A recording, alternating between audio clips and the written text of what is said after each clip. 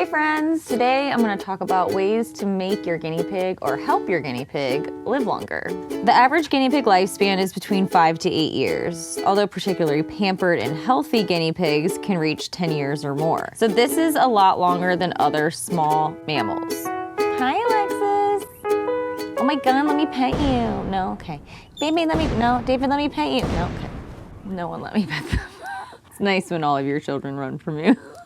All right, guys, I'll just continue talking about you behind your backs. So the first thing I'm going to talk about is finding a vet, because I personally think that's the most important thing that you should start with. Is before you even get your guinea pig, ideally you would have a vet already picked out before you bring your guinea pig home. It's hard to find a clinic that sees exotic pets. Guinea pigs fall under the exotic pet category. I mean, there's probably like 100+ vet clinics just in the city of Richmond alone where I live, and only 4 of them see guinea pigs of like, hundreds.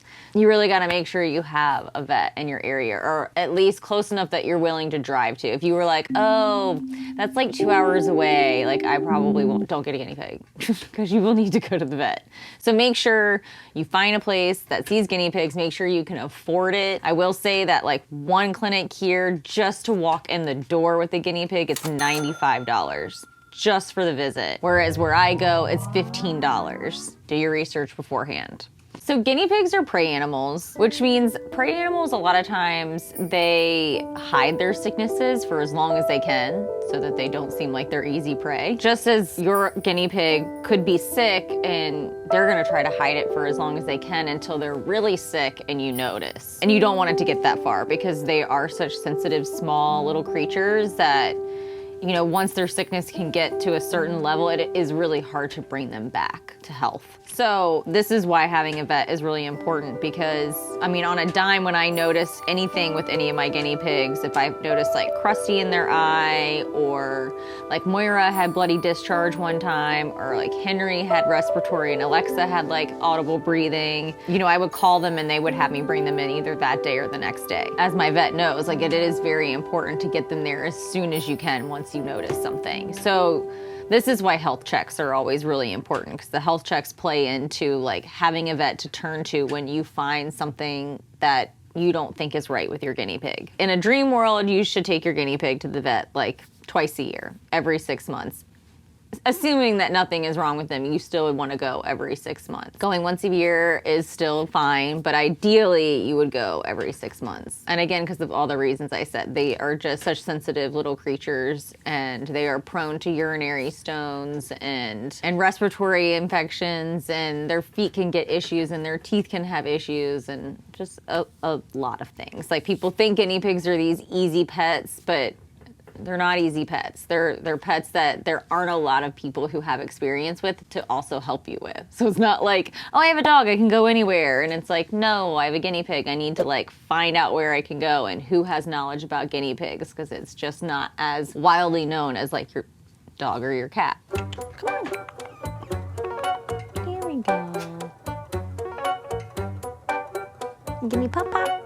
So another important way to help your guinea pigs live longer is to ensure that they have a really healthy diet. So their diet consists of hay, water, pellets, and veggies. So in everything I talk about with food, really in any topic I talk about today, you really should research in depth, because there is a lot to know. Like, I'm gonna talk about pellets, but I'm not gonna get into depth about like all the things with pellets that you should really look for, or like everybody's got a different style of health and how rigid they want to be with it. So take what I say and then like go and research. So with their hay, you just want to make sure that you're not getting like overly dusty hay. And if your hay is super dusty, what you can do is when you go to put it in your guinea pig's cage, you can mist it with a little water bottle, just like a little mist. You don't want to get it wet, just enough to settle the dust. So that really helps with like their respiratory, because again, guinea pigs have very sensitive respiratory systems. And then you want to make sure that you're giving them the hay that is appropriate for them. So guinea pigs mostly eat Timothy hay, orchard hay, or meadow hay. But a lot of times you're going to find Timothy hay mixed with orchard hay. So those two are like really good staple hays to go to when it comes to guinea pigs. And you do want to stay away from alfalfa hay. You will see a lot of like alfalfa hay based products available for guinea pigs. And if they're babies, 6 months and younger, water, like that's fine. But alfalfa has a lot of calcium in it, which is what you want to be careful with when it comes to adult pigs, because they are prone to bladder stones, and calcium aids in bringing on bladder stones and bladder infections. So just be very careful with your hay products. That includes your pellets and your chew toys and everything, that they aren't alfalfa based. There are a lot of pellets out there. Pellets, you just want to make sure that your pellets are fortified with vitamin C, because guinea pigs have a high vitamin C diet. They can't get enough vitamin C. So everybody's gonna have like different things that they want to be picky about, like grain-free, starch-free, soy-free. And I do give my guinea pigs grain and a grain-free pellet that I mix together. But for me, what's really important is I don't want any artificial food coloring or sugars or anything like that, or high starches in my guinea pig food. You're gonna have to just find the guinea pig food that works for you and works for your guinea pigs, because I tried getting them to eat like really good grain-free, soy-free, like nice guinea pig pellets, and they wanted absolutely nothing to do. I could not get them to eat them.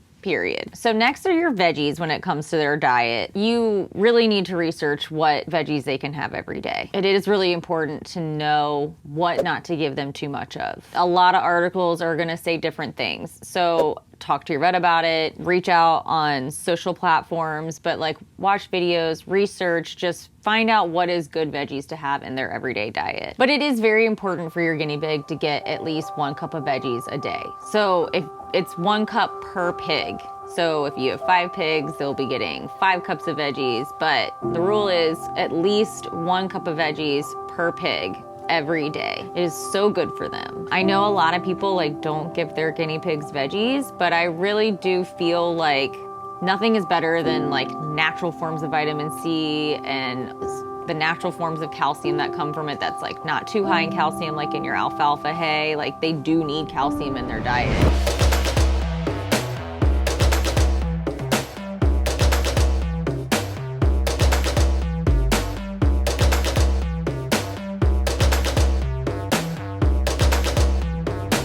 So the last thing that I'm gonna talk about as far as their diet goes is water. Water is very important. You know, some people are like really gung-ho about your guinea pigs drinking out of a bowl.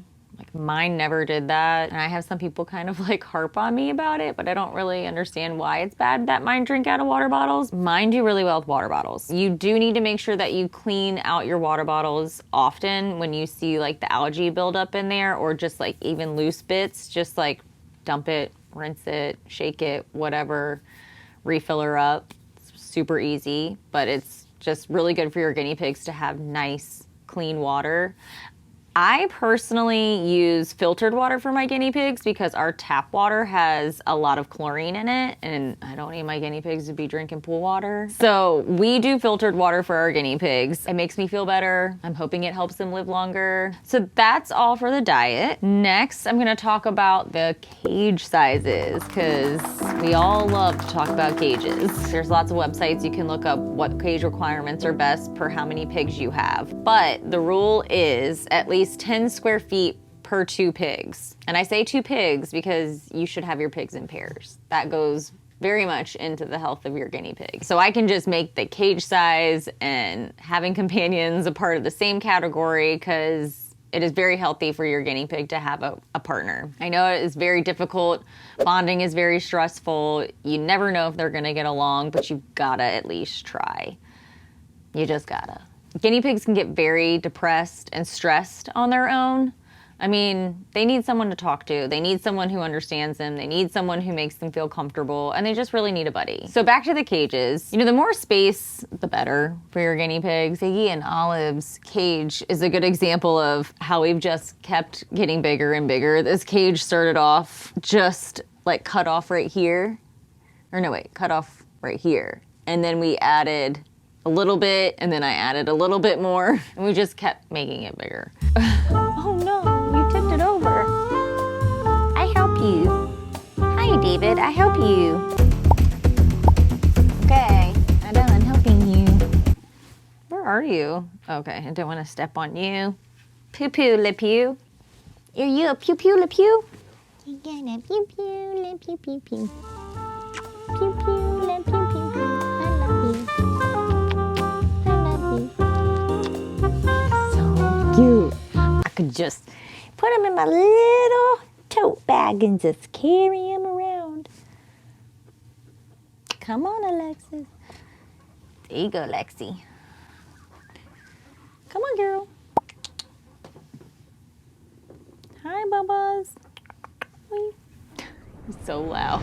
So, cage size. There's a lot of reasons why the bigger is better. For guinea pigs, it reduces the risk of obesity, for one. I mean, they're lazy, so they're gonna wanna just like lay around. If they don't have a lot of space, you don't give them an option to do anything except lay around. So because they're constantly eating hay all the time, you gotta get them moving. It's also really bad for their feet to just stay stationary, and they can get bumblefoot and all different kinds of feet infections. So you really wanna provide them with space to move around and forage. More space also helps prevent boredom and depression. I mean, guinea pigs are curious little creatures. I don't know if you can hear David right now. Just loving, moving around. Oh my God, I left all these treats on the ground. Munchers. I forgot I left those treats. Well, of course, Fatty Patty found it. What are you doing?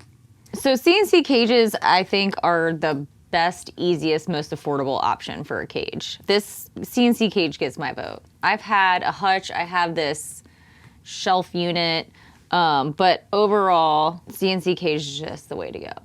Never lets me down. So every guinea pig's favorite way of staying healthy is health checks. They hate it, but it's really, really important. So you wanna weigh your guinea pig at least once a month. You know, a lot of people do weekly or bi-weekly, but I mean, at least if you're weighing them once a month, you're getting a gauge of like if they're losing too much weight or gaining weight, but really the issue is wanting to monitor if they're losing weight. Losing weight in a guinea pig is usually a sign of some form of sickness or that they are not feeling well. So that is something you really want to stay on top of. And so checking their weight can really help you stay on top of if they aren't feeling good, because like I mentioned earlier, they are prey animals, so they are going to try to like literally fake it till they can't anymore. The one thing they can't fake is that scale. So that scale is going to be your best friend when trying to stay ahead of their health. So along with weight, when you're doing your health checks, you're going to want to do your nail trims because, you know, you don't want their nails to get long and curve and make it so that it's hard for them to walk or cause other feet issues. Also, when they go to scratch themselves, they could actually really hurt themselves if their nails are really long. If you have an older male, you're going to want to check their sacs and make sure they don't have any blockages and clean all of their grease sacs. You're going to want to check their teeth, make sure that their teeth line is even and you don't see like their teeth kind of going like this in an angle, that they're straight across like this and,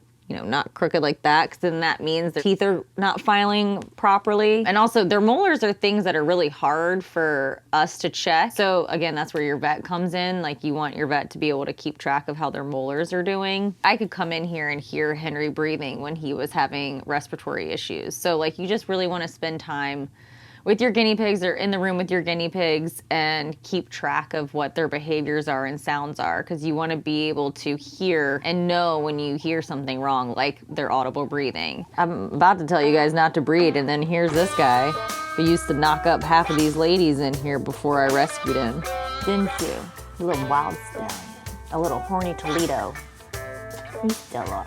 David used to be a breeding pig before I rescued his whole herd, for those of you who are new to the channel. But I neutered David right away, because that was why we took you in, to make everybody healthy and no more babies, right? So pregnancy and birth is like really hard on females. So breeding shortens the lifespan of a female pig. Not only is the pregnancy really hard on them, but the birth is really hard on them.